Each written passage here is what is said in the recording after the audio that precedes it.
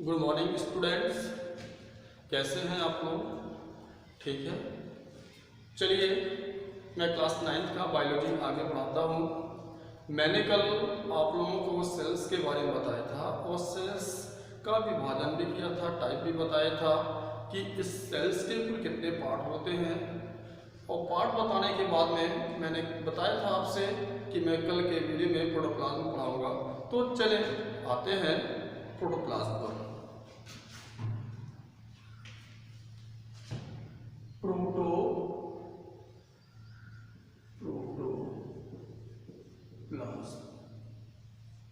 देखिए, प्रोटोप्लाज्म है क्या? प्रोटोप्लाज्म जीवन का भौतिक आधार होता है। क्या होता है? प्रोटोप्लाज्म जीवन का भौतिक आधार होता है। कोशिका का जो भाग चारों ओर से प्लाज्मा मेम्ब्रेन से घिरा होता है वही भाग प्रोटोप्लाज्म कहलाता है। अब कौन कौन से भाग घिरे होते हैं? प्रोटोप्लाज्म के दो भाग होते हैं, दो भागों में बांटा गया है प्रोटोप्लाज्म को। एक तो साइटोप्लाज्म और एक क्या? न्यूक्लियस। ठीक है, तो यहाँ पे बात करते हैं। ये जो प्रोटोप्लाज्म है, प्रोटोप्लाज्म के दो भाग होते हैं। एक तो होता है साइटोप्लाज्म, साइटोप्लाज्म, दूसरा क्या होता है? न्यूक्लियस। प्रोटोप्लाज्म दो भाग से मिलकर बना होता है, एक साइटोप्लाज्म और एक क्या? न्यूक्लियस। यानी साइटोप्लाज्म और न्यूक्लियस जिस भी मेम्ब्रेन से घिरे होते हैं उस मेम्ब्रेन को प्लाज्मा मेम्ब्रेन कहते हैं। और इस कंप्लीट साइटोप्लाज्म और न्यूक्लियस को एक साथ प्रोटोप्लाज्म कहा जाता है। ठीक है, चलिए थोड़ी सी हिस्ट्री के बारे में बात करते हैं प्रोटोप्लाज्म की। तो protoplasm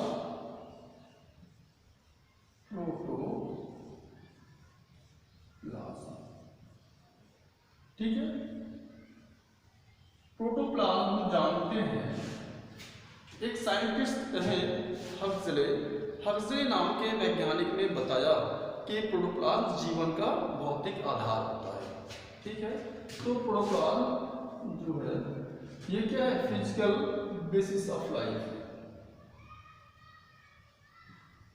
physical basis of life. Physical basis of life को बताने वाले साइंटिस्ट कौन है?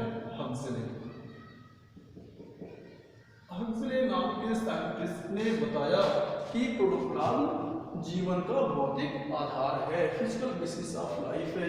इसके बाद प्रोटोप्लाज्म की खोज करने वाले जो वैज्ञानिक हैं,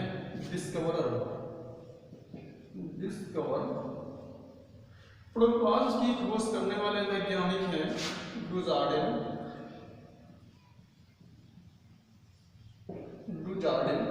डुजार्डिन नाम के वैज्ञानिक ने प्रोटोप्लाज्म की खोज किया। और डुजार्डिन नाम के वैज्ञानिक ने इस प्रोटोप्लाज्म को सारकोड शब्द दिया। क्या दिया? सारकोड शब्द प्रस्तुत किया। इस प्रोटोप्लाज्म को सारकोड शब्द देने वाले वैज्ञानिक डुजार्डिन, और डुजार्डिन ने इस प्रोटोप्लाज्म की खोज की। इसके बाद बात करते हैं एक साइंटिस्ट थे पुरकिंजे। कौन? पुरकिंजे नाम के साइंटिस्ट ने इस द्रव्य को सबसे पहले, फर्स्ट ऑफ ऑल, पुरकिंजे नाम के साइंटिस्ट ने इसे प्रोटोप्लाज्म कहा। क्या कहा? पुरकिंजे नाम के साइंटिस्ट ने इस द्रव्य को प्रोटोप्लाज्म कहा। और एक साइंटिस्ट और आते हैं, ह्यूगो वान मोहल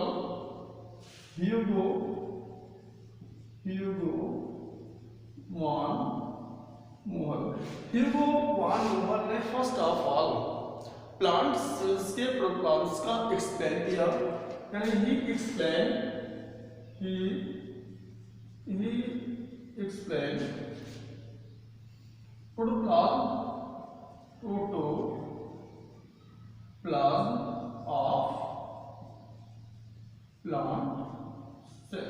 तो देखिए यहाँ पे चार साइंटिस्ट हैं, 1 2 3 and 4, 4 साइंटिस्ट हैं। सबसे पहले हक्सले नाम के वैज्ञानिक ने कहा कि प्रोटोप्लाज्म जीवन का भौतिक आधार है। इसके बाद डुजार्डिन नामक वैज्ञानिक ने प्रोटोप्लाज्म की खोज किया और इन्हीं डुजार्डिन नामक वैज्ञानिक ने इस प्रोटोप्लाज्म को सारकोल का नाम दिया। फिर पुरकिंजी नामक वैज्ञानिक ने प्रोटोप्लाज्म को, इस प्रोटोप्लाज्म को सबसे पहले प्रोटोप्लाज्म का शब्द दिया और फिर ह्यूगो वॉन लोहन नामक वैज्ञानिक ने सर्वप्रथम प्लांट सेल के प्रोटोप्लाज्म का एक्सप्लेन किया। ये तो प्रोटोप्लाज्म की हिस्ट्री हो गई कि किसने जीवन को भौतिक आधार दिया, प्रोटोप्लाज्म की खोज किसने किया, प्रोटोप्लाज्म का नाम किसने दिया और किस साइंटिस्ट ने प्लांट सेल्स के प्रोटोप्लाज्म का एक्सप्लेनेशन दिया। ये क्लियर हो गया। चलिए अब बात करते हैं प्रोटोप्लाज्म का प्रॉपर्टी क्या है। प्रॉपर्टी ऑफ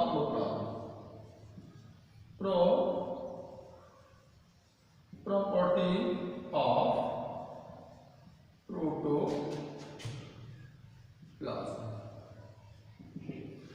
प्रोटोप्लाज्म की प्रॉपर्टी क्या है।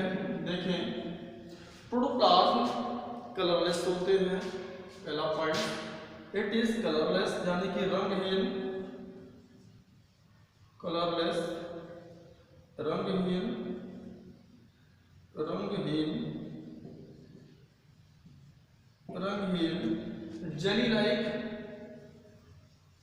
जेली लाइक होते हैं, विस्कस होते हैं, ग्रैन्युलर होते हैं, ठीक है, और इलास्टिक भी होते हैं, इलास्टिक। तो प्रोटोप्लाज्म की ये फिजिकल प्रॉपर्टी हो गई कि प्रोटोप्लाज्म कलरलेस होते हैं, protoplasm jelly like viscous liquid होता है, ये दानेदार होते हैं, ग्रैन्युलर होता है, ये इलास्टिक होते हैं। मींस इसको खींचा जाए और फिर छोड़ा जाए, फिर वो अपने स्थान को प्राप्त कर लेते हैं, जिसे इलास्टिक खींचा के होते हैं। तो इस प्रकार से प्रोटोप्लाज्म की ये प्रॉपर्टी हो गई। ठीक है, तो इतना पहले कॉपी कीजिए, फिर मैं इसको बताता हूँ। चलिए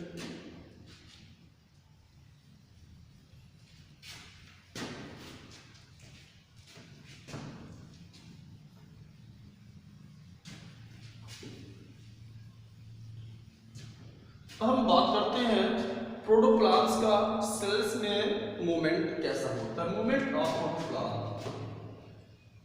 movement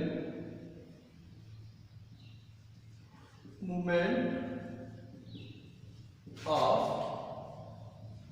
protoplasm, movement of protoplasm in cell. कोशिका में प्रोटोप्लाज्म का मूवमेंट कैसा होता है। तो कोशिका में प्रोटोप्लाज्म का जो मूवमेंट तीन प्रकार का होता है। तीन प्रकार का मूवमेंट ये शो करते हैं सेल्स में। एक तो होता है साइक्लोसिस मूवमेंट, साइक्लोसिस मूवमेंट, ठीक। दूसरा होता है सीरियली मूवमेंट, और होता है अमीबॉयड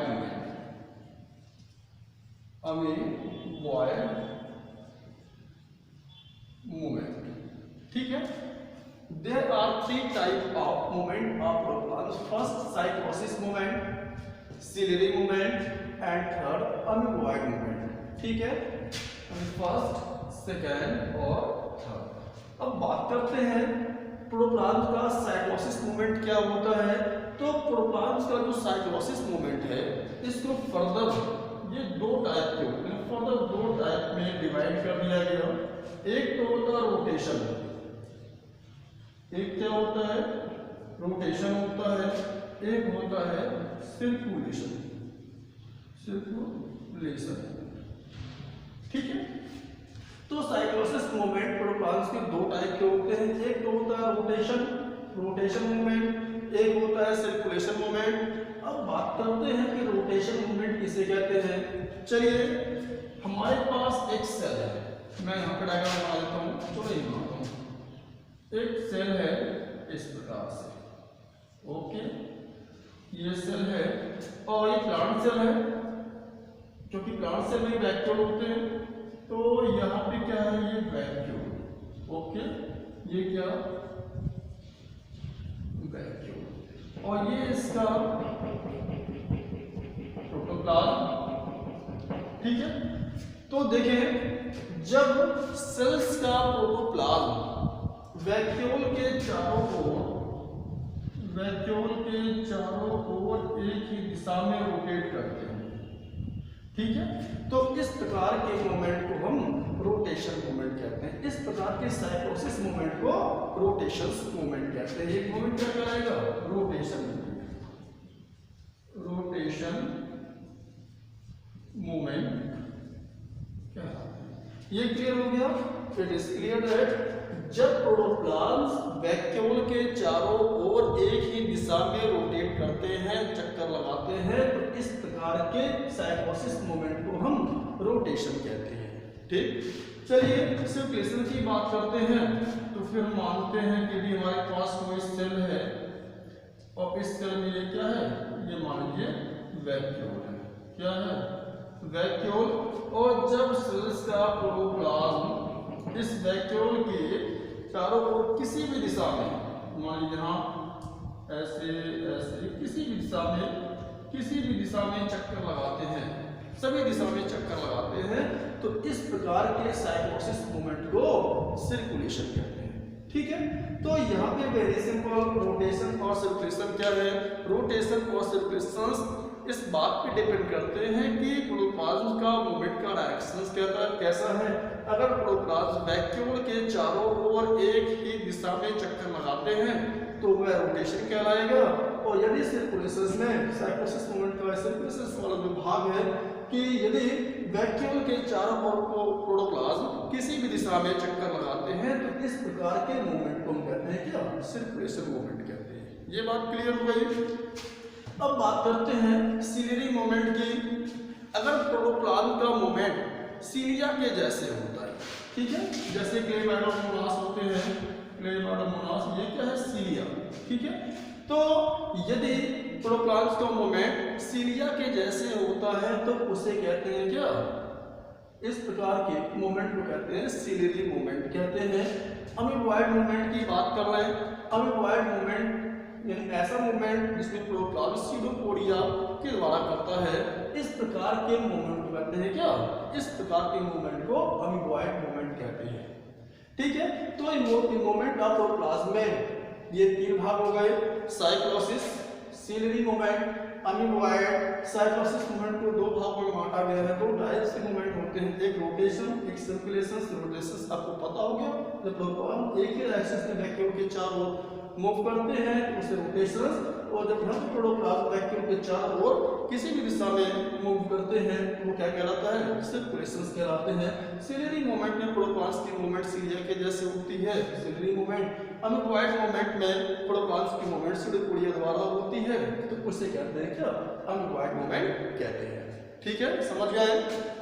ठीक है बेटा, आप उसको कॉपी कर लीजिए, फिर मैं बताता हूँ उसको।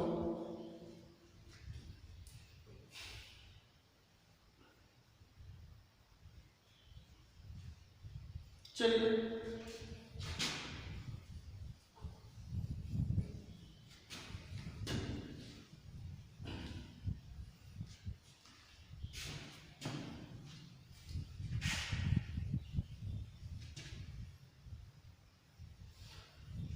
हम बात करते हैं नेचर ऑफ प्रोटोप्लाज्म की। प्रोटोप्लाज्म का नेचर क्या होता है? Nature of protoplasm, nature of protoplasm. Protoplasm की प्रकृति कैसी होती है? प्रोटोप्लाज्म का नेचर कैसा होता है? डिफरेंट वैज्ञानिकों ने अपने मत के अनुसार प्रोटोप्लाज्म के नेचर को एक्सप्लेन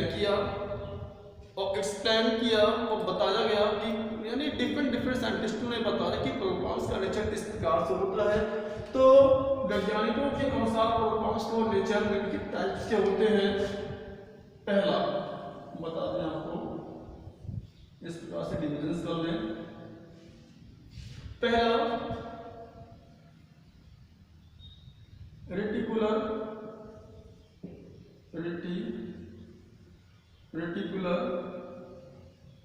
थ्योरी, फिर फाइव व्हीलर थ्योरी, एल्वियोलर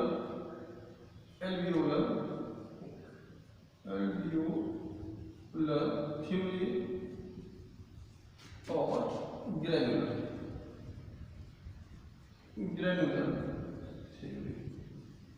देखिए यहाँ पे 4 थ्योरी प्रेजेंट की गई है, reticular theory, fibrillar theory, alveolar theory और ग्रेनुलर थ्योरी। ठीक है, ये नेचर ऑफ प्रोटोप्लाज्म में डिफरेंट साइंटिस्टों ने डिफरेंट थ्योरी को रिप्रेजेंट किया और बताया। लिखित थ्योरी के अंतर्गत ये बताया गया कि प्रोटोप्लाज्म इस प्रकार से होते हैं, किसने बताया प्रोटोप्लाज्म इस प्रकार से होते हैं, प्रोटोप्लाज्म इस प्रकार से होते हैं, प्रोटोप्लाज्म इस प्रकार से होते हैं। तो reticular theory, fibrillar theory, alveolar theory और ग्रेनुलर थ्योरी। अब ये क्या है रेटिकुलर थ्योरी पे आते हैं। यहाँ पे इस थ्योरी के अंतर्गत ये बताया गया कि जब प्रोटोप्लाज्म नेट लाइक स्ट्रक्चर में होते हैं, कैसे होते हैं, जब प्रोटोप्लाज्म नेट लाइक स्ट्रक्चर यानी कि जाल के समान जब प्रोटोप्लाज्म होते हैं तो उसे हम कहते हैं क्या, रेटिकुलर। सपोज दैट जैसे हमारे पास ये क्या है, ये प्रोटोप्लाज्म है, तो इस प्रोटोप्लाज्म में इस प्रकार से जो प्रोटोप्लाज्म है एक जाल के समान अगर होते हैं, अगर जाल के समान प्रोटोप्लाज्म है तो क्या कहलाएगा, ये कहलाएगा रेटिकुलर। क्या कहलाएंगे, रेटिकुलर। फाइब्रिलर थ्योरी में बताया गया प्रोटोप्लाज्म को कि जब प्रोटोप्लाज्म कैसे हो, फाइबर के समान, ऐसे रेशा हो, फाइबर के समान होते हैं प्रोटोप्लाज्म, यानी ये थ्योरी एक्सप्लेन करते हैं कि प्रोटोप्लाज्म फाइबर के समान होते हैं, तो इसे कहते हैं क्या, फाइब्रिलर। क्या कहते हैं, फाइब्रिलर प्रोटोप्लाज्म कहते हैं। अगली थ्योरी एक्सप्लेन किया गया प्रोटोप्लाज्म को कि जब प्रोटोप्लाज्म के बीच में एयर स्पेस हो, क्या हो, बीच में एयर स्पेस हो, फिर इस प्रकार से एक एयर स्पेस यहाँ, स्पेस यहाँ, स्पेस यहाँ, स्पेस यहाँ, ये स्पेस। तो यदि प्रोटोप्लाज्म ये थ्योरी एक्सप्लेन करते हैं कि प्रोटोप्लाज्म के बीच में एयर स्पेस होता है, तो इस थ्योरी को एल्वियोलर थ्योरी कह दिया गया। एल्वियोलर क्या दिया गया। और फिर लास्ट में बात करते हैं ग्रेनुलर थ्योरी की बात करते हैं। तो ग्रेनुलर थ्योरी क्या होती है, तो साइंटिस्टों ने ग्रेनुलर थ्योरी के अंतर्गत ये बताया कि प्रोटोप्लाज्म में क्या होता है, जब प्रोटोप्लाज्म बिल्कुल दाने के समान होते हैं, कैसे होते हैं, ग्रेन्यूल के समान होते हैं, दाने के समान होते हैं, तो इस प्रकार के थ्योरी को साइंटिस्टों ने कह दिया ग्रेनुलर थ्योरी। क्या कह दिया, ग्रेनुलर थ्योरी। तो यहाँ पे प्रोटोप्लाज्म के नेचर को एक्सप्लेन करने के लिए डिफरेंट साइंटिस्टों ने अपनी विचारधाराओं को, अपने कॉन्सेप्ट को प्रस्तुत किया और बताया कि प्रोटोप्लाज्म नेट लाइक होते हैं, उसे रेटिकुलर कह दिया गया। प्रोटोप्लाज्म फाइबर के जैसे होते हैं, फाइब्रिलर थ्योरी के अंतर्गत आ गया।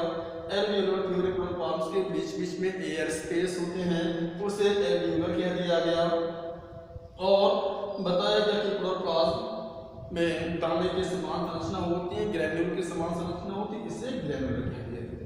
ठीक है, आप इसके डायग्राम को बना लीजिएगा, डायग्राम रहेगा तो आपको आसानी से समझ में आ जाएगा। ठीक है, तो इसको उतारिए, आप कॉपी कीजिए, फिर आगे चलता हूँ।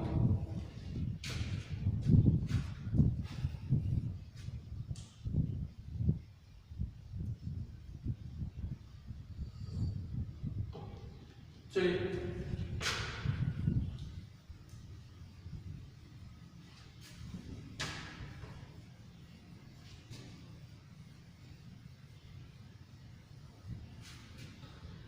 अब डिस्कस करते हैं प्रोटोप्लाज्म का कंपोजिशन क्या है। Composition of protoplasm, composition of protoplasm का कंपोजिशन क्या है, ध्यान देंगे स्टूडेंट्स। हमारे जो साइंटिस्ट थे वैसे तो हमें अच्छी प्रकार से जानते हैं कि जो कोशिका होती है, कोशिका का जीवन का जो भौतिक आधार होता है वो क्या होता है, प्रोटोप्लाज्म होता है। जब साइंटिस्ट प्रोटोप्लाज्म के कॉम्बिनेशंस का अध्ययन करने बैठे किसी जीवित कोशिका का प्रोटोप्लाज्म के कंपोजिशंस का अध्ययन करने बैठे तो उसमें कोशिकाएं डेथ कर जाती थी, क्योंकि बहुत ही कठिन काम है किसी जीवित कोशिका का प्रोटोप्लाज्म के संगठन का स्टडी करें। लेकिन तब भी साइंटिस्टों ने इसका स्टडी किया और बताया कि प्रोटोप्लाज्म में क्या क्या होता है।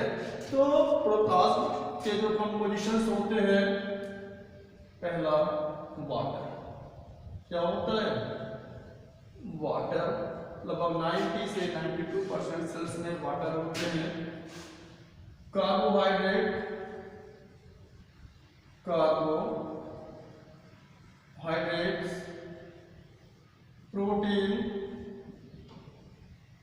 प्रोटीन जो कि nucleic acid,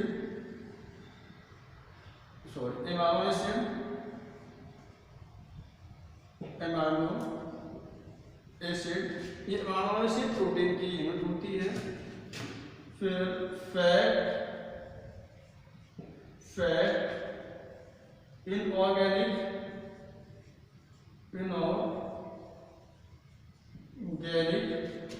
material, inorganic materials, जो इनऑर्गेनिक मटेरियल्स होते हैं सेल्स में, वो अपने आयन के फॉर्म में होते हैं। कुछ आयन्स होते हैं कैट आयन के रूप में, कुछ एन आयन के रूप में होते हैं। फिर इसमें और जो कॉन्स्टिट्यूएंट पार्ट होते हैं वो RNA, all of you know very well the full form of RNA, ribonucleic acid and क्या डीएनए। तो ये कार्बोहाइड्रेट के कंपोजिशंस हैं, water, carbohydrate, protein, fat, inorganic materials. Inorganic materials जो सेल्स में होते हैं वो कैट आयन और एन आयन के फॉर्म में होते हैं। बात करते हैं फिर आगे आरएनए और डीएनए। आरएनए और डीएनए क्या होते हैं, न्यूक्लिक एसिड होती हैं। डीएनए एक हमारा जेनेटिक मटेरियल्स है, ठीक है। इनका फुल फॉर्म राइबोन्यूक्लिक एसिड और डीएनए का फुल फॉर्म डीऑक्सीराइबोन्यूक्लिक एसिड। ये आप ये जो इसको आरएनए को राइबोन्यूक्लिक एसिड क्यों कहा गया, डीएनए को डीऑक्सीराइबोन्यूक्लिक एसिड क्यों कहा गया। जब स्पेशल किसी में टॉपिक आएगा न्यूक्लिक एसिड का तो मैं वहाँ पे आपको बताऊंगा कि इसमें डीएनए को डीऑक्सी क्यों कहा गया, आरएनए को राइबोन्यूक्लिक एसिड क्यों कहा गया। जब एक मैं स्टार्ट करूँगा न्यूक्लिक एसिड स्पेशल एक टॉपिक आएगा तो मैं वहाँ पे इसका एक्सप्लेन करूँगा, ठीक है। तो कंपोजिशंस ऑफ प्रोटोप्लाज्म, इसको आप नोट कर लें। Water, carbohydrate, protein, fat, inorganic materials या सब्सटेंस, कैटायंस के रूप में होते हैं भैया, एनायन के रूप में होंगे आरएनए और क्या डीएनए, ठीक है। इसको नोट करें आप।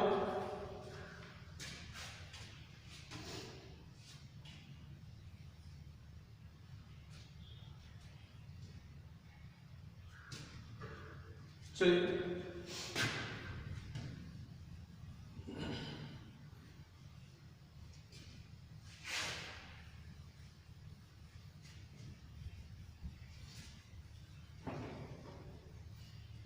अभी मैंने आपको बताया कि प्रोटोप्लाज्म दो भाग से बना होता है। Protoplasm consist mainly two part, cytoplasm and nucleus. Cytoplasm and nucleus, ठीक है। चलिए, protoplasm are divided into mainly two part, cytoplasm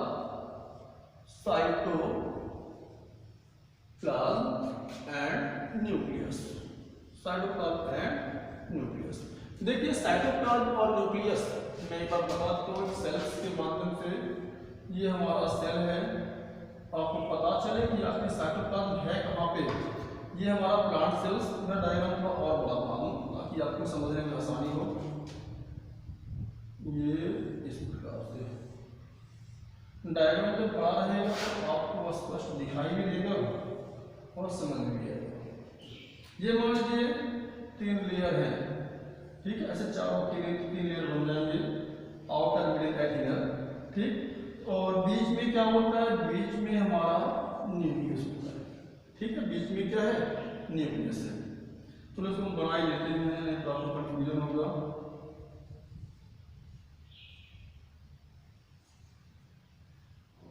इस प्रकार से मैंने सेल बना दिया।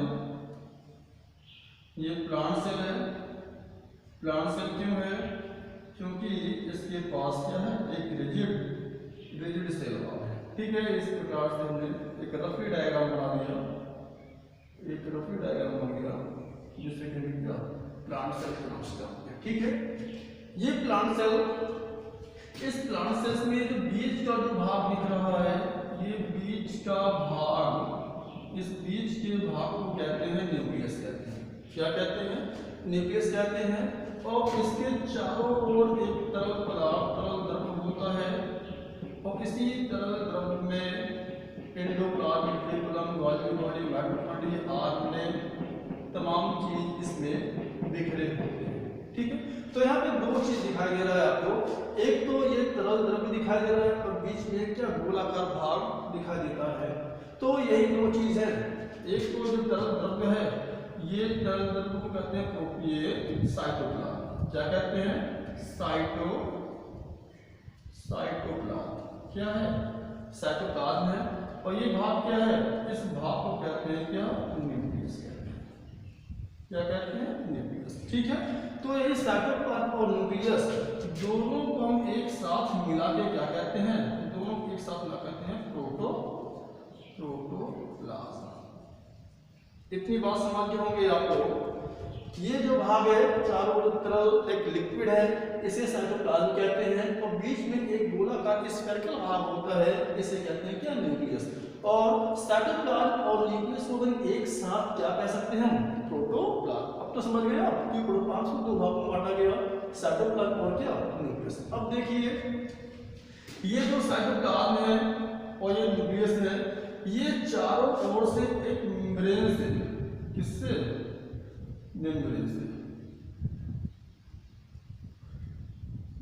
एक मेम्ब्रेन से घिरा होता है। यानी कि प्रोटोप्लाज्म ये किसको घेरे हुए है? ये किसको घेरा है?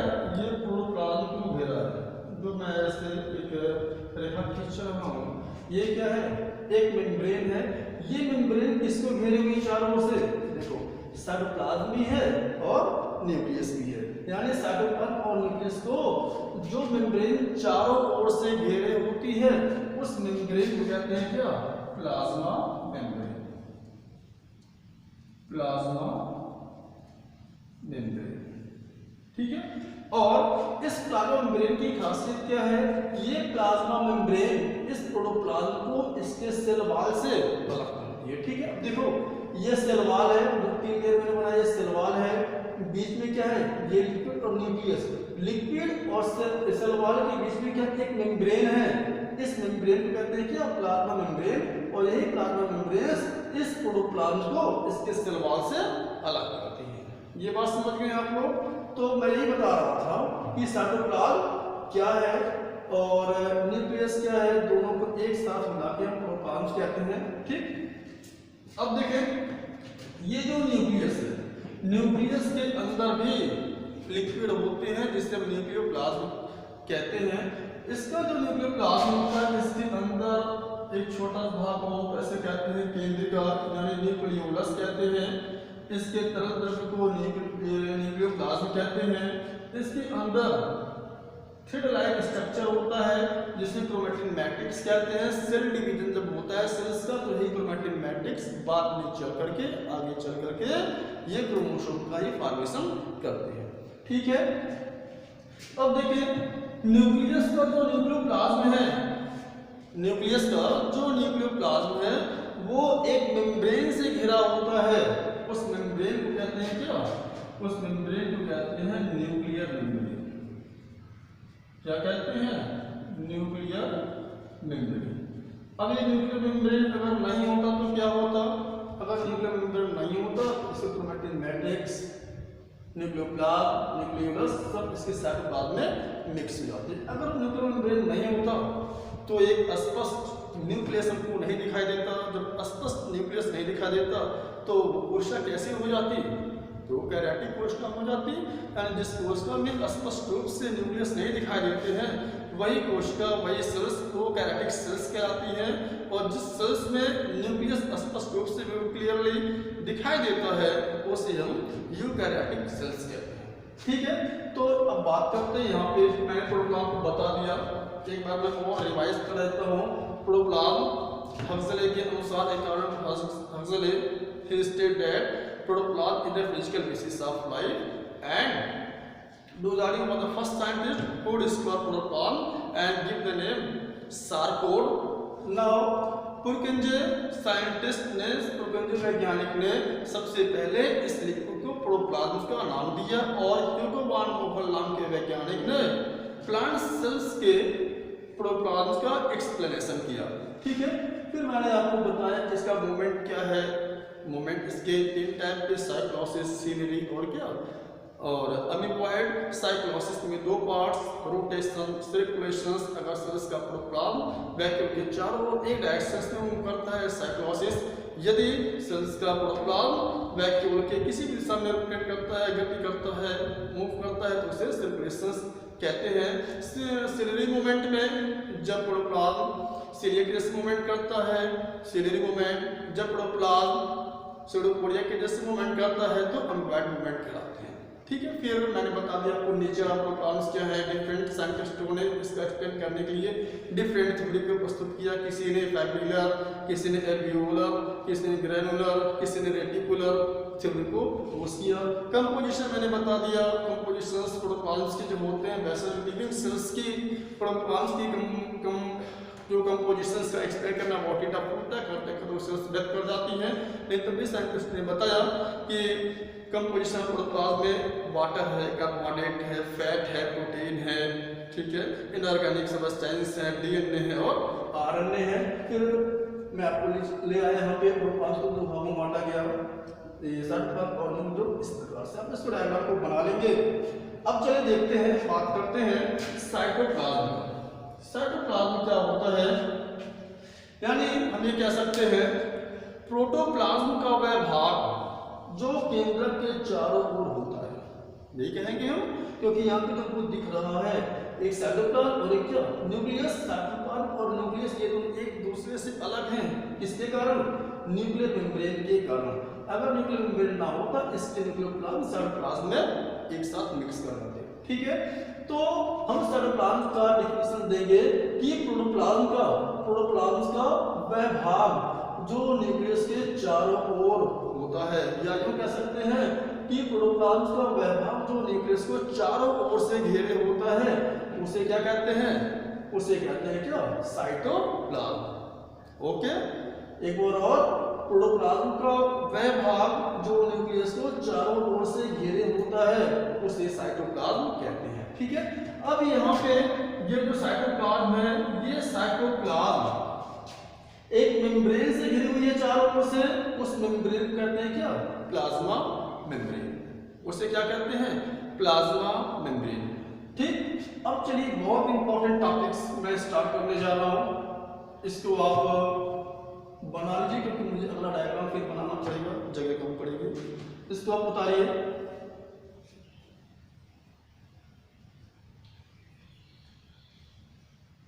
चलिए,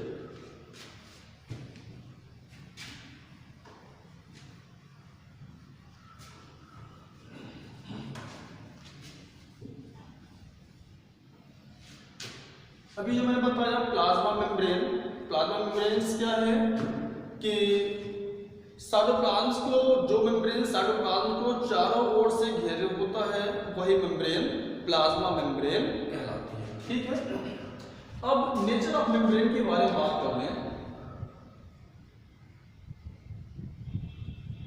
nature of membrane, nature of membrane के बारे में बात करें तो डिफरेंट साइंटिस्टों ने मेम्ब्रेन को डिफरेंट तरह से एक्सप्लेन किया। तो सबसे पहले हम एक मॉडल आपको बताते हैं, बहुत इंपॉर्टेंट मॉडल है जिसका नाम है यूनिट मेम्ब्रेन मॉडल। पहला क्या? Unit membrane model. Unit membrane model देखिए बहुत इंपॉर्टेंट है ये, ये आपके बीएससी लेवल के लिए इम्पोर्टेंट है, कंपटीशंस के लिए भी इम्पोर्टेंट है कि मेम्ब्रेन मॉडल क्या है, एक्सप्लेन करो। तो यूनिट मेम्ब्रेन मॉडल को सबसे पहले डेविड रॉबर्टसन, एक साइंटिस्ट है, कौन, जे डेविड रॉबर्टसन, बहुत इंपॉर्टेंट नाम है ये। क्वेश्चन बनता है कि यूनिट मेम्ब्रेन मॉडल को किसने प्रस्तुत किया, तो आपका आंसर क्या होगा, डेविड रॉबर्टसन। डेविड रॉबर्टसन नामक साइंटिस्ट ने यूनिट मेम्ब्रेन मॉडल को प्रस्तुत किया, ठीक है। अब डेविड रॉबर्टसन ने यूनिट मेम्ब्रेन मॉडल में क्या बताया, यही में इस मॉडल, ये मॉडल को यही इंस्पायर करता है कि ये मॉडल है क्या। तो डेविड रॉबर्टसन ने बताया कि जो मेम्ब्रेन्स होती हैं, ठीक है, जो मेम्ब्रेन्स होती हैं, डेविड रॉबर्टसन ने बताया कि जो मेम्ब्रेन्स होती हैं, मेम्ब्रेन की मोटाई जो होती है 75 एंगस्ट्रॉम की होती है, ठीक है। तो पहले मैं ये मॉडल बना देता हूँ, आप इसको कॉपी करते रहें इस प्रकार से।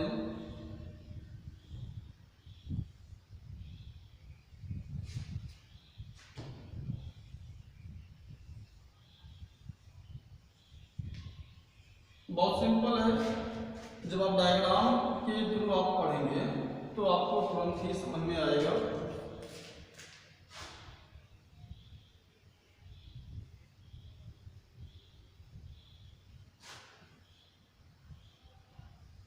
ये यूनिट मेम्ब्रेन मॉडल एक्सप्लेन हो रहा है और इस मॉडल को प्रस्तुत करने का साइंटिस्ट कौन है, डेविड रॉबर्टसन। नाम याद रखना, ये नाम इंपॉर्टेंट है डेविड रॉबर्टसन का।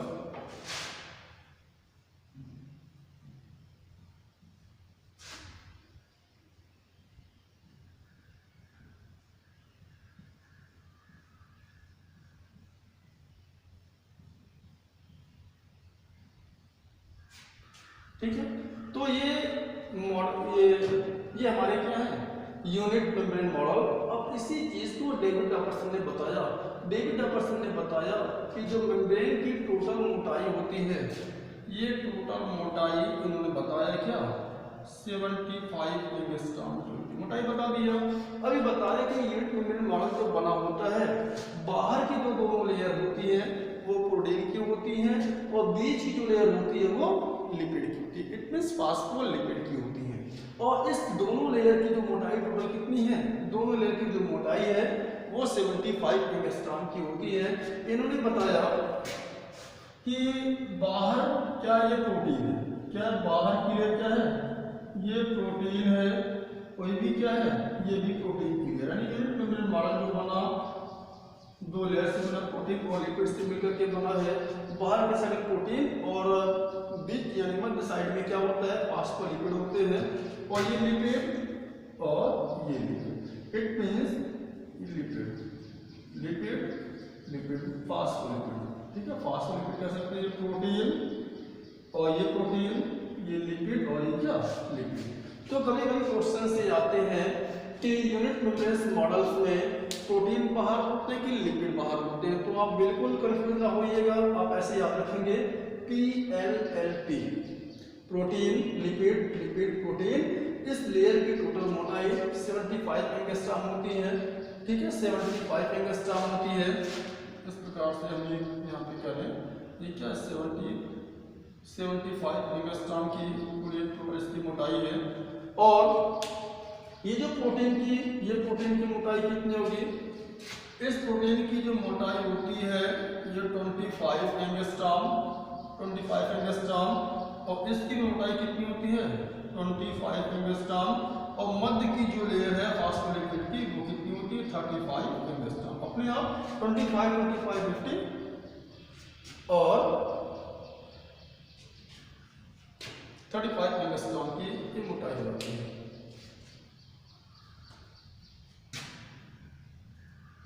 सॉरी, ये 20 एंगस्ट्रॉम की और ये 35 एंगस्ट्रॉम की होती है।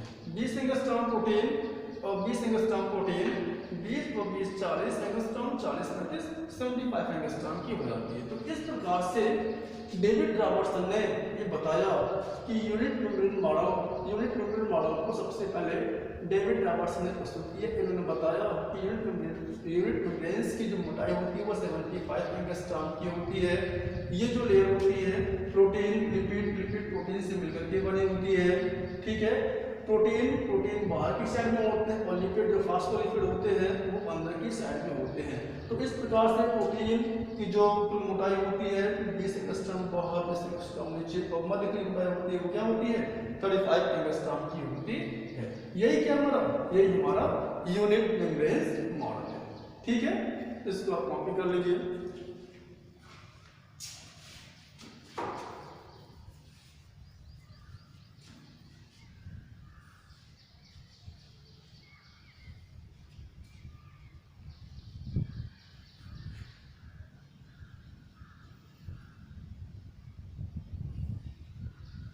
चलिए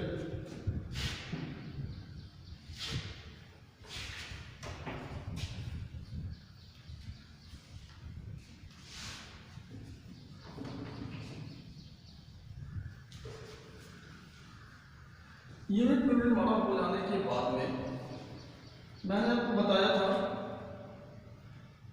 कि ये जो साइटोप्लाज्म आ रहा है, ये साइटोप्लाज्म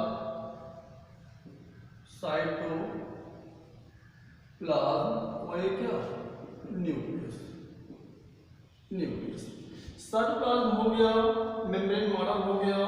इसके बाद इसको हम दो भाग में डिवाइड करते थे कि ये थे करो, एक तो metabolic active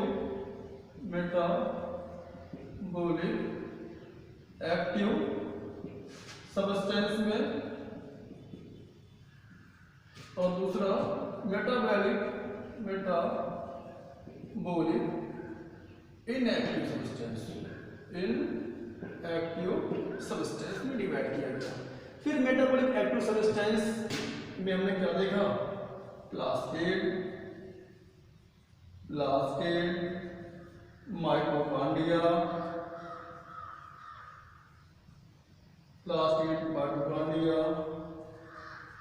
Golgi body, chloroplast etc. और तमाम सेल ऑर्गेनेल्स हैं। तो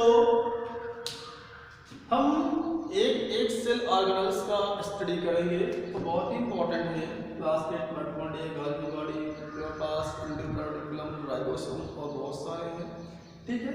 तो आज की क्लास मैं यहीं पे स्टॉप करता हूँ। जितना ही मैंने बताया है बायोलॉजी का पॉइंट्स, उसको आप एक कॉपी पे जरूर उतारिएगा, उसको पढ़िएगा, बढ़िया से नोट बनाएंगे, उसको राइट करेंगे, और कल का जो मेरा क्लास होगा मैं आपको पढ़ाऊँगा क्या, प्लास्टिड, ठीक है। प्लास्टिड का क्लास चलेगा, और हो सकता है प्लास्टिड अगर मैं समाप्त कर दिया तो फिर मैं माइटोकॉन्ड्रिया भी स्टार्ट कर दूंगा। तब तक के लिए आप लोग जो मैंने बताया है उसको जरूर नोट्स बनाएंगे। मैंने आपको कल भी बताया था, लगन के साथ, ईमानदारी के साथ अपना स्टडी करें। जो भी सर आपको पढ़ा रहे हैं उसका अच्छे से नोट बनाएं, ओके। और 11th वाले स्टूडेंट्स भी इस बात को गंभीरता से लेंगे, क्योंकि उनके भी कोर्स में सेल्स है, ओके। तो कल क्लास मैं प्लास्टिड के साथ मिलता हूँ, तब तक के लिए आप मेहनत करें, खुश रहें, ओके। Thank you students.